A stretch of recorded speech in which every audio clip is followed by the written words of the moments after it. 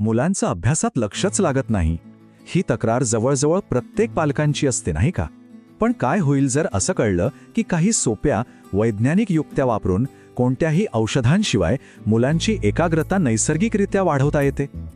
आज आपण अशाच काही बायोहॅक्सबद्दल बोलणार आहोत, ज्यांना एका सहज सोप्या सकाळच्या दिनचर्येत बसवून मुलांचा संपूर्ण दिवस बदलता येतो. तर मग प्रश्न हाच आहे की सकाळी केलेल्या काही छोट्या छोट्या गोष्टी मुलांच्या दिवसभराच्या फोकसवर इतका मोठा परिणाम कसा काय करू शकतात? चला यामागचं सोपं विज्ञान आणि त्या युक्त्या एकदम सविस्तरपणे समजून घेऊया. चला तर मग सुरुवात करूया आपल्या पहिल्या आणि खरं सांगायचं तर सगळ्यात सोप्या युक्तीने. ही युक्ती थेट आपल्या शरीराच्या नैसर्गिक जैविक घड्याळाशी जोडलेली आहे, ज्याला म्हणतात ब्लू लाईट रिसेट. आपण नेहमी ऐकतो की रात्री स्क्रीनमधून येणारा निळा प्रकाश झोपेसाठी किती वाईट असतो, बरोबर? पण सकाळचा नैसर्गिक सूर्यप्रकाश याच्या अगदी उलट काम करतो.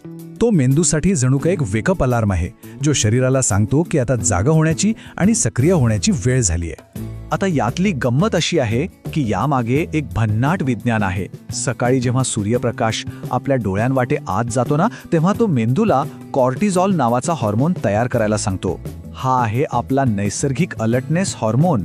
आणि त्याच वेळी झोप आणणारा मेलाटोनिन कमी होतो. म्हणजे एकाच वेळी दोन कामं. भारी आहे ना? तर मग हे रोजच्या आयुष्यात आणणं किती सोपं आहे बघा. मुलांना अभ्यासाला बसण्याआधी फक्त 10 मिनिटांसाठी बाल्कनीत किंवा घराबाहेर उभं करा. आणि हो, एक महत्त्वाची गोष्ट, जरी बाहेर ढगाळ वातावरण असलं तरी बाहेरचा नैसर्गिक प्रकाश घरातल्या कोणत्याही दिव्यापेक्षा अनेक पटींनी जास्त प्रभावी असतो. त्यामुळे एक्सक्यूज नाही. ओके, शरीराला तर आपण जागं केलं. आता थेट मेंदूला अभ्यासासाठी तयार करूया का? आणि यासाठी आपण वापरणार आहोत गंधाची शक्ती. याला म्हणतात रोजमेरी इफेक्ट.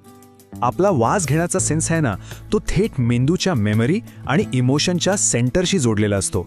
आपण याचा स्मार्टली फायदा घेणार आहोत. एका विशिष्ट सुगंधाला, जसे की रोजमेरी, आपण अभ्यासाचा सिग्नल बनवणार आहोत.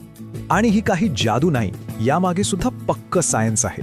रिसर्चमधनं असं सिद्ध झालंय की रोजमेरीमध्ये 1,8-सिन्यूल नावाचा एक घटक असतो, जो डायरेक्ट मेंदूची कार्यक्षमता आणि स्मरणशक्ती वाढवायला मदत करतो. हे करणं तर त्याहून सोपं. जेव्हा मुलं अभ्यासाला बसतील तेव्हा त्यांच्या खोलीत डिफ्युजर वापरून रोजमेरी तेलाचा अगदी मंद सुगंध पसरवा. हळूहळू त्यांचा मेंदू या वासाला अभ्यासाशी जोडून टाकेल. मग काय, नुसता सुगंध आला की मन आपोआप अभ्यासासाठी तयार होईल. ठीक आहे, आपण प्रकाशाचा वापर केला, गंधाचा वापर केला. आता तिसरी युक्ती आहे श्वासाची. ही युक्ती मनाला शांत करून त्याला शिकण्यासाठी अगदी परफेक्ट स्थितीत आणते. याला नाडीशोधन प्राणायाम म्हणतात. पण हे फक्त श्वास घेण्याचं तंत्र नाहीये. ही एक अशी क्रिया आहे जी मेंदूच्या लॉजिकल आणि क्रिएटिव्ह या दोन्ही बाजूंमध्ये एक बॅलन्स आणते. त्यामुळे मन एकदम शांत आणि स्थिर होतं. आणि हे कसं काम करतं ते तर खूपच इंटरेस्टिंग आहे. जेव्हा आपण असा एका नाकपुडीने श्वास घेऊन दुसऱ्याने सोडतो, तेव्हा आपल्या शरीरातला जो स्ट्रेस मोड आहे आणि रिलॅक्स मोड आहे, या दोन्हीमध्ये एक संतुलन साधलं जातं. यामुळे मुलांमधली जी चंचलता असते, जी अस्वस्थता असते, ती कमी होते. हे करण्यासाठी मुलांना अभ्यासाला बसवण्यापूर्वी फक्त 2 मिनिटं द्या. उजवी नाकपुडी बंद करून डावीने श्वास आत घ्यायचा आणि मग डावी बंद करून उजवीने श्वास बाहेर सोडायचा. इतकी सोपी क्रिया आहे, पण मेंदूला अभ्यासासाठी तयार करण्यासाठी जबरदस्त प्रभावी आहे. बरं, सकाळची तयारी तर एकदम छान झाली, पण अभ्यास करताना मध्येच मुलांचं लक्ष उडालं किंवा त्यांना कंटाळा आला तर काय करायचं? अशा वेळी उपयोगी पडतील अशा काही एकदम जलद रिसेट युक्त्या आहेत. कधीकधी असं होतं की अभ्यास करता करता मुलं अचानक सुस्त होतात. त्यांचं मन जणू काही थकल्यासारखं वाटतं. अशा वेळी मेंदूला एक फास्ट रिस्टार्ट हवा असतो. आणि ही युक्ती इतकी जलद आहे की यासाठी फक्त 30 सेकंड लागतात. हो, फक्त अर्ध्या मिनिटात मेंदू परत फ्रेश होऊ शकतो. यामागे एक अफलातून वैज्ञानिक संकल्पना आहे, मॅमेलियन डायव्ह रिफ्लेक्स. जेव्हा चेहऱ्यावर थंड पाणी पडतं तेव्हा आपलं शरीर ऑटोमॅटिकली हृदयाची गती थोडी कमी करतं आणि जास्त रक्तप्रवाह मेंदूकडे पाठवतं. हे म्हणजे जणू काही मेंदूचं रिफ्रेश बटन दाबल्यासारखंच आहे. फक्त चेहऱ्यावर थंड पाण्याचा हपका मारायचा आणि बूम, मेंदू पुन्हा अलर्ट. ओके, आता दुसरी रिसेट युक्ती. काही मुलं एका जागी शांत बसूच शकत नाहीत. त्यांच्यात प्रचंड चंचलता असते. त्यांच्या या ऊर्जेला योग्य दिशा देण्यासाठी एक सोपा शारीरिक उपाय आहे. याला हेवी वर्क असं म्हणतात. अभ्यासाच्या मध्ये दर 30-40 मिनिटांनी 3 मिनिटांचा एक छोटासा ब्रेक द्या. या ब्रेकमध्ये त्यांना भिंतीला ढकलायला सांगा, काही जड पुस्तकं एका जागेवरून दुसऱ्या जागी ठेवायला लावा किंवा गंमत म्हणून अस्वलासारखं 4 हात पायांवर चालायला लावा. ह्या शारीरिक कामामुळे त्यांची जी एक्स्ट्रा एनर्जी असते ना, ती वापरली जाते आणि नर्वस सिस्टम शांत होते आणि मग ते पुन्हा अभ्यासावर लक्ष केंद्रित करू शकतात.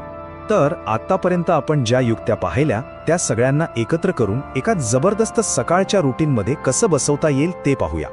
बघा, एक आदर्श सकाळ अशी असू शकते: उठल्यावर 7 वाजता 10 मिनिटं सूर्यप्रकाशात, मग 7:30च्या सुमारास अभ्यासाची जागा रोजमेरीच्या सुगंधाने तयार करायची.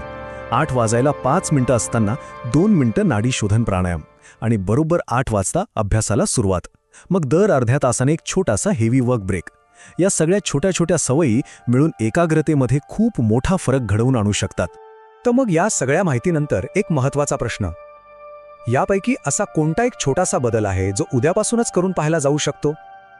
असा बदल जो मुलांच्या दिवसात आणि त्यांच्या एकाग्रतेत एक मोठा सकारात्मक बदल घडवून आणू शकतो? जरा विचार करा आणि नक्कीच प्रयत्न करून बघा.